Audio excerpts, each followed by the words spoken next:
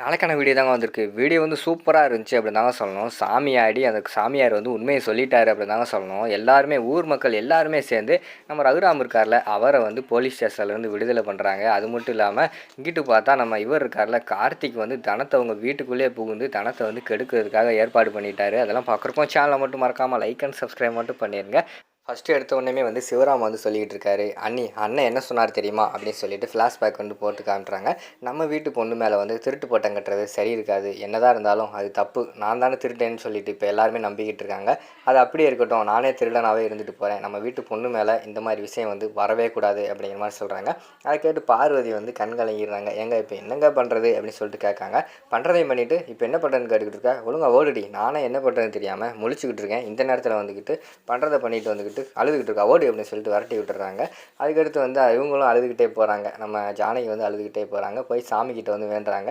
நான் வந்து உங்களுக்கு என்ன குறை வச்சேன், எல்லாமே வந்து உனக்காக நல்லது தானே பண்ணியிருக்கேன், அப்படி இருக்கும்போது எனக்காக மட்டும் ஏன் இப்படி கவலையை வந்து நிறைய கொடுத்துக்கிட்டு இருக்க, எப்படியாவது வந்து என் புருஷனை காப்பாற்று, என் புருஷன் வந்து நல்லவன்னு சொல்லி நீ தான் நிரூபிக்கணும் அப்படின்னு சொல்லிட்டு சாமிக்கிட்ட வேண்டிக்கிட்டு இருக்காங்க. எங்கிட்டு பார்த்தா நம்ம இவங்க இருக்காங்கல்ல, கோயிலில் அந்த பூசாரி இருக்காங்கல்ல, அவங்க வந்து எல்லாருக்குமே திருநீர் போட்டுக்கிட்டு இருக்காங்க. திடீர்னு பார்த்தா அவருக்கு வந்து சாமி வந்து ஆட ஆரம்பிச்சிடுறாங்க. ஊர் மக்கள்லாம் கையெடுத்து கும்பிட ஆரம்பிச்சிடுறாங்க. அப்போ வந்து சொல்லிக்கிட்டு இருக்காங்க, என்னடா பண்ணி வச்சுருக்கீங்க, ஊருக்குள்ளே வந்து ஒரு நல்ல மனுஷருக்கு திருட்டு பட்டம் கட்டி வச்சுருக்கீங்களே, நீங்கள் எல்லாம் நல்லாவே இருக்க மாட்டீங்கடா, சாமி வந்து உங்களை மன்னிக்கவே மன்னிக்காதடா, அவர் வந்து சுத்தமான தங்கம்டா அப்படி இப்படின்னு சொல்லிட்டு அந்த இடத்துல வந்து பயங்கரமாக சாமி ஆட ஆரம்பிச்சிடுறாங்க. இந்த விஷயம் வந்து புவனேஸ்வரியம் குடும்பத்துக்கு, லிங்கத்துக்கு, அதுக்கடுத்து இவங்க குடும்பத்துக்கு எல்லாத்துக்குமே தெரிஞ்சிருது. நம்ம ரகுராம் குடும்பத்தில் எல்லாருமே வந்துடுறாங்க. சாமி ஆடி சொல்லிக்கிட்டு இருக்காரு, ஒழுங்காக வந்து அந்த நகையை திருப்பி வந்து உரசி பாருங்கடா, அது நல்ல நகை தான்டா, ஏன்டா நல்லவர் மேலே இப்படி ஒரு திருட்டு பட்டத்தை கட்டியிருக்கீங்க அப்படின்னு சொல்லிட்டு சாமி ஆடி மயங்கி கீழே விழுந்துடுறாங்க. அடுத்து ஊர் மக்கள்லாம் பேசி முடிவெடிக்காங்க. என்னப்பா சாமி வந்து இப்படி சொல்லிடுச்சு, என்ன பண்ணுறது அப்படின்னு சொல்லிட்டு பேசிக்கிட்டு இருக்காங்க. ஏங்க சாமி சொல்கிறதெல்லாம் நம்ப முடியுமா, சாமியாக தான் ஆல்ரெடி வந்து நம்ம தான் உரசி பார்த்தாச்சுல நகையை, அப்படி இருக்கும்போது திருப்பி உரசனா அது நல்லாவா இருக்கும், அதெல்லாம் கிடையாதுங்க அப்படின்னு சொல்லிட்டு அந்த இடத்துல வந்து லிங்கம் சொல்லிக்கிட்டு இருக்கிற மாதிரி காட்டுறாங்க. ஊர் மக்கள்லாம் சொல்கிறாங்க, அதெல்லாம் கிடையாது, சாமி சொன்னால் அதில் ஏதாவது ஒரு விஷயம் இருக்கும், நம்ம வந்து திருப்பி ஆசாரியை கூப்பிட்டு உரசி பார்த்தா தான் அது வந்து நமக்கு நல்லது அப்படிங்கிற மாதிரி சொல்லிக்கிட்டு இருக்காங்க. உடனே எல்லாருமே சேர்ந்து ஒரு மனதாக முடிவெடுக்காங்க. சரி திருப்பி ஆசாரியை கூப்பிட்டு நம்ம வந்து உரசி பார்ப்போம் அப்படின்னு சொல்லிட்டு, ஆசாரி வர சொல்லுங்கய்யா, போய் ஒரு ஆள் அந்த நகையெல்லாம் எடுத்துகிட்டு வாங்கய்யா அப்படிங்கிற மாதிரி சொல்லிக்கிட்டு இருக்காங்க. சரின்னு சொல்லிட்டு ஊர் மக்களில் ஒரு ஆள் போய் நகையை வந்து பிளேட் நிறைய வச்சு எடுத்துகிட்டு வந்துடுறாங்க. அங்கிட்டு ஆசாரியை வந்துடுறாங்க. இதை உரசி பார்த்து நல்ல நகையா இல்லையான்னு சொல்லியா அப்படிங்கிற மாதிரி வந்து சொல்லிகிட்டு இருக்காங்க. ஐயா இது எத்தனை தடவையாக உரசி பார்க்குறது, அன்னைக்கே நான் உரசி பார்த்துட்டு இது வந்து கவரிங் தான் சொல்லிட்டு போனேன், திருப்பியும் உரசி பார்த்தா அது என்ன நல்ல நகையாக வந்து ஒரிஜினலாக மாறப்போகுது அப்படிங்கிற மாதிரி சொல்கிறாரு. இப்போ நீ உரசி பார்த்து சொல்லியா அப்படிங்கிற மாதிரி சொன்னோடனையும் சரின்னு சொல்லிட்டு அவரும் உரசி பார்க்காரு. உரசி பார்த்து அவருக்கு வந்து ஆச்சரியமாக போகுது. என்னடா இது, அன்னைக்கு பார்க்கும்போது வந்து கவரிங்காக இருந்துச்சு, இன்றைக்கி வந்து சுத்த தங்கமாக இருக்கே அப்படின்னு சொல்லிட்டு பார்த்துட்டு, ஐயா இது சுத்த தங்கம்தாயா அப்படிங்கிற மாதிரி சொல்கிறாங்க. என்னையா சொல்கிற அப்படிங்கிற மாதிரி எல்லாருமே ஆச்சரியப்பட்டு கேட்காங்க. ஆமாய்யா எனக்கும் ஒன்றுமே புரியலை, அன்னைக்கு வந்து உரசி பார்க்குறப்ப அது வந்து சுத்த தங்கமாக இல்லாமல் கவரிங்காக இருந்துச்சு, இன்றைக்கி பார்க்கும்போது சுத்த தங்கமாக இருக்கே அப்படிங்கிற மாதிரி சொல்லிக்கிட்டு இருக்காங்க. என்னையா நீ இப்படி சொல்லிக்கிட்டு இருக்க அப்படிங்கிற மாதிரி சொன்னோன்னே, ஐயா உரசி பார்க்கும்போது அதில் வர்றது தான் நான் சொல்கிறேன் அப்படின்னு சொல்லிட்டு அவர் சொல்லிட்டு கிளம்பிடுறாரு.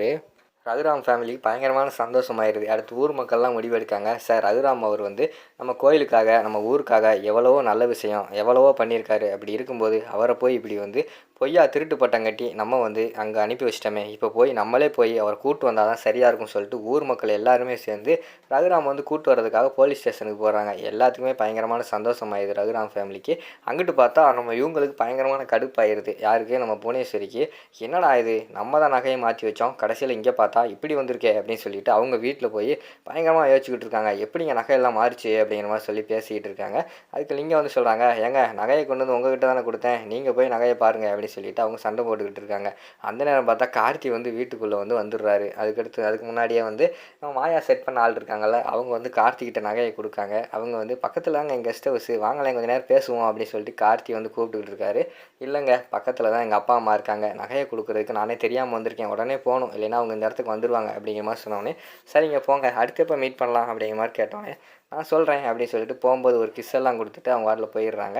அடுத்து மாயா கிட்டே சொல்கிறாங்க, மாயா இனிமேல் உனக்கு எந்த ஹெல்ப்னா சொல்லு, நான் வந்து பண்ணித்தரேன், அவன் ரொம்ப பேட் பாயாக இருக்கான், பார்த்து ஒரு நாள் தான் ஆகுது, அதுக்குள்ளே கெஸ்ட் ஹவுஸ் கூப்பிட்டுக்கிட்டு இருக்கானே அப்படின்னு சொல்லிட்டு அவங்க வந்து போயிடுறாங்க. இங்கிட்டு பார்த்தா நகையை வாங்கிட்டு கார்த்தி வீட்டுக்கு வராரு. வீட்டுக்கு வெளியில் வச்சு பயங்கரமான மீட்டிங் போய்கிட்டு இருக்கு. நகை எப்படி மாறுச்சுன்னு சொல்லிட்டு, ஐயோ இங்கே என்ன நகையை பற்றி பேசிக்கிட்டு இருக்காங்க, யாருக்குமே தெரியாமல் பின்னாடி வெளியே போய் நகையை வச்சிருவோம் அப்படின்னு சொல்லிட்டு கார்த்தி வந்து பின்னாடி வெளியே போய் நகையை அந்த இடத்துல வச்சிடுறாரு. அடுத்து பார்த்துக்கிட்டோன்னா போலீஸ் ஸ்டேஷனுக்கு வந்து ஊர் மக்கள்லாம் போகிறாங்க. என்னையா என்ன விஷயம் கேட்டோடனையும், நாங்கள் வந்து கேஸை வாபஸ் வாங்க வந்திருக்கோம் அப்படிங்கிற மாதிரி சொல்கிறாங்க. என்னையா நீங்களே கேஸை கொடுக்கீங்க, நீங்களே வாபஸ் வாங்குறீங்க, என்னையா அப்படிங்கிற மாதிரி வந்து போலீஸ் சொல்கிறாங்க. இல்லை சார், அவர் மேலே தப்பான கேஸ் கொடுத்துட்டோம், நகை வந்து உண்மையாகவே அது வந்து தங்கம் தான் அப்படிங்கிற மாதிரி சொல்கிறாங்க. சரி எனக்கு சந்தோஷம் தான், தங்கமாக இருந்தால் ரிலீஸ் பண்ணியாயோ அதை ரிலீஸ் பண்ணி விடியா அப்படிங்கிற மாதிரி சொன்னோன்னே அவர் வந்து கையெழுத்து போட்டு ரிலீஸ் பண்ணிடுறாங்க. வெளியில் வந்தோடனையும் ரகுராம் சிவராமுக்கு ஒன்றுமே புரியலை. எப்படி வந்து கவரிங் நகை வந்து தங்க நகையாக மாறிச்சு அப்படின்னு சொல்லிட்டு 2 பேர் பேசிக்கிட்டு இருக்காங்க. பக்கத்தில் வந்து நம்ம மாயா நின்றுக்கிட்டு இருக்காங்க. சிவராம் வந்து சொல்கிறாரு, அண்ணே அதானே எனக்கும் புரியலை, எனக்கும் ஒன்றுமே புரியலை, எப்படி வந்து கவரிங் வந்து தங்க நகையாக மாறிச்சுன்னு தெரியல, சாமியாடி பூசாரி தான் சொன்னார், எனக்கு தெரிஞ்சு சாமி தான் நம்மளை காப்பாற்றிருக்காரு அப்படின்னு சொல்லிட்டு சிவராம் வந்து சொல்கிறாரு. இருக்கலாம், வா போவோம் அப்படின்னு சொல்லிட்டு அவங்க வந்து போயிடுறாங்க.